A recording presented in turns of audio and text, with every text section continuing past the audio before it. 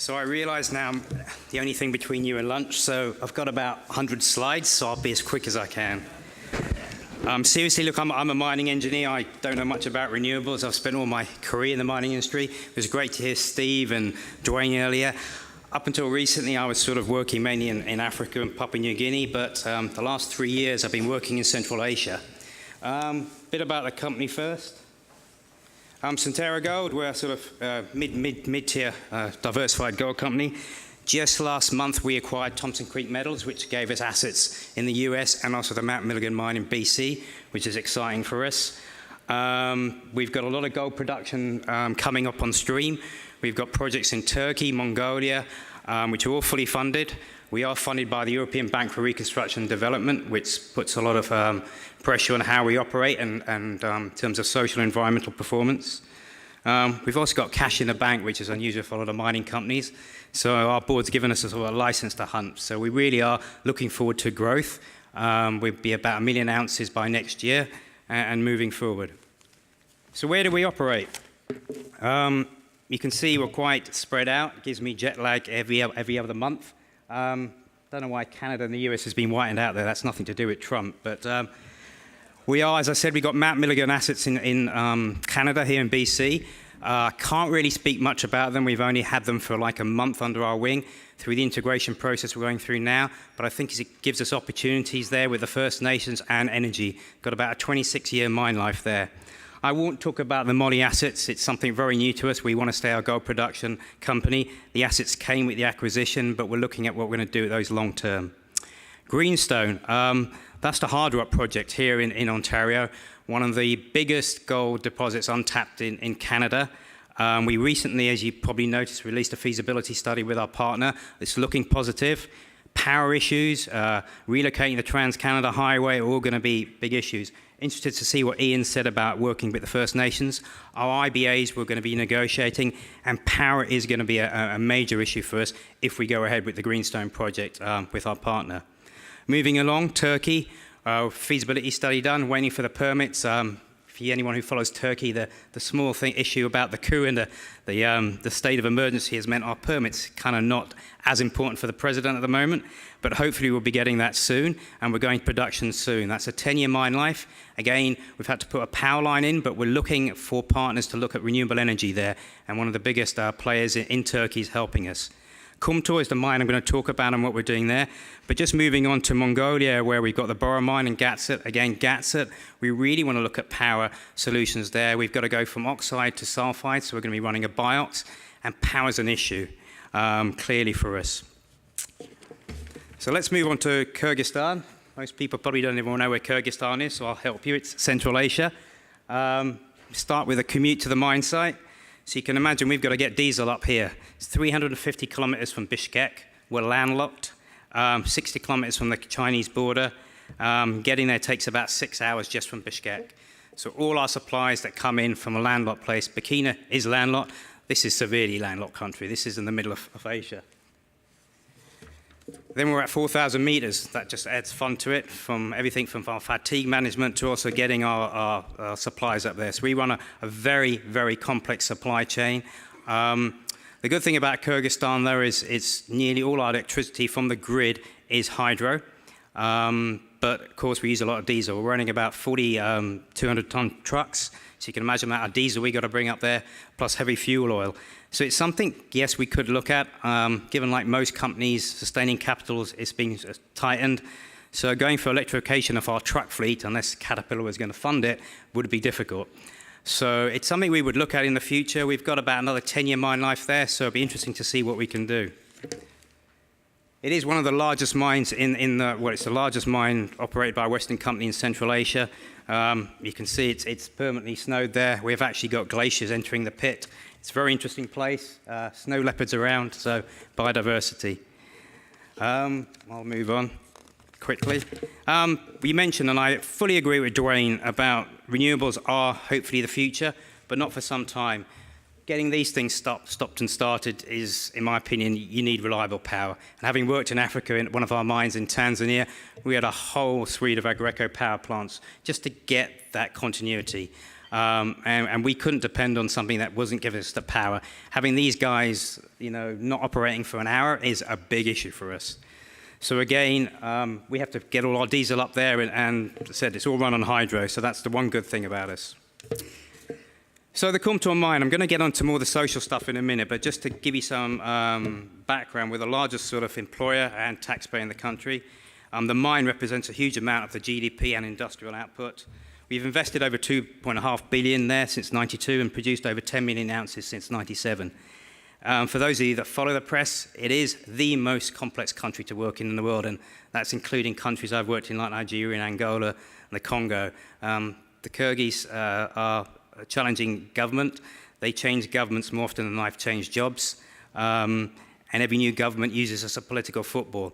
So it's a big problem for us. It's reflected in our share price in terms of the political risk, and that's why Centerra is growing. We're investing more in Canada and other parts of the world.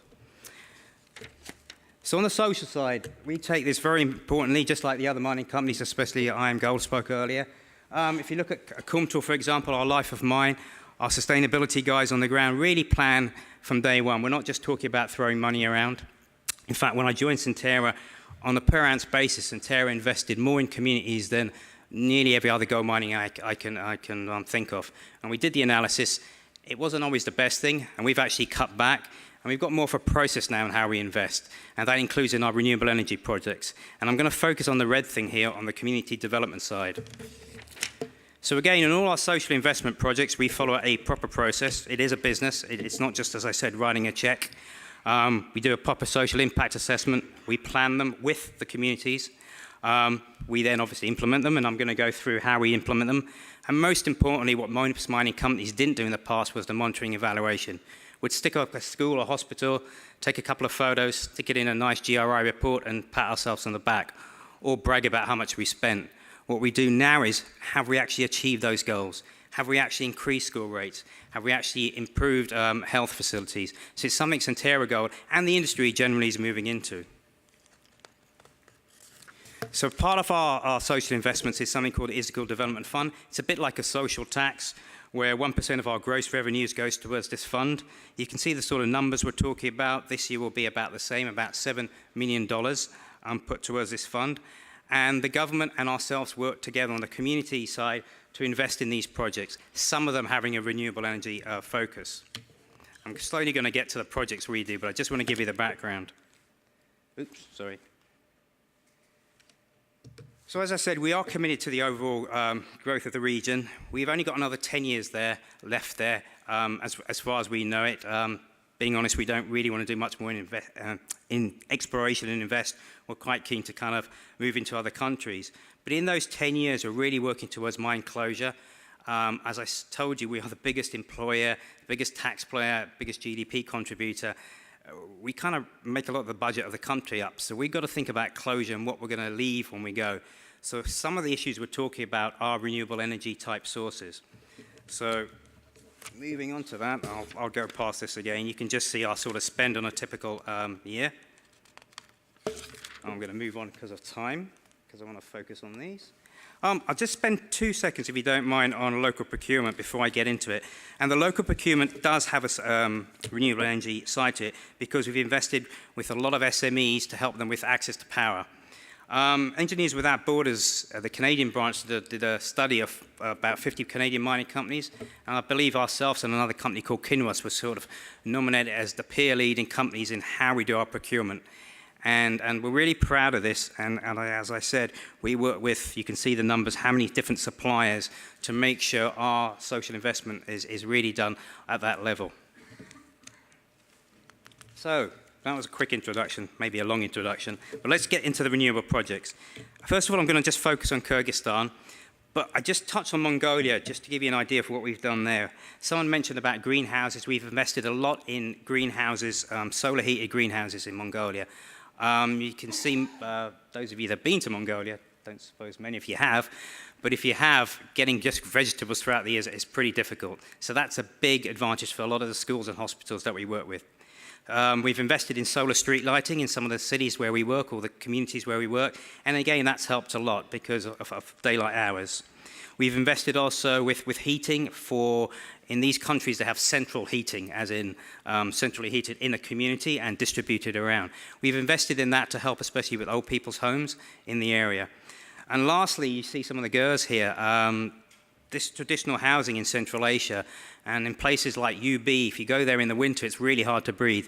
You've got several 100,000 people living in these using rural coal to heat up their power supplies. The pollution's unbelievable in places like Ulaanbaatar. And we've been working with some of the communities around us to give them better access to heating and more cleaner heating. So, back to Kyrgyzstan. One of the big projects that we're focusing on, we've only done it on a pilot, but we're impressed with the results, was to install solar heating panels to some of the regions around Izikul Lake. Izikul Lake, if you remember that map, is one of the biggest lakes in Central Asia. We've just put some normal solar panels in. There's technology guys here can tell me all about them. But basically, we were focused on pumped water storage. Power, yes, is incredibly used for communities, but you know, it's more important than that is access to water, clean water. So what we've done is managed to, on the pilot, get potable water to about 1,500 residents. So we know this is now scalable, so we can do it throughout the southern shores of the lake. And this could probably end up being about 100,000 people that could get access to water using solar power.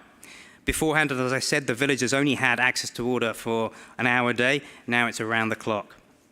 So again, these solar panels that we've used, I'm not a technologist, but they do run in both sort of the cloudy conditions and obviously when we get full sun. I should say in Central Asia, you get a really good summer. I mean, the winters are harsh, but the summers are got a lot. So I'll just show you some photos here. So we get the water pumped. It's all glacial water, so it's pretty good, clean water. We bring it down. I don't think there's a pointer on this. We bring it down from the mountain through the pipe. These are just some settlement areas, very low tech. You can see the panels here.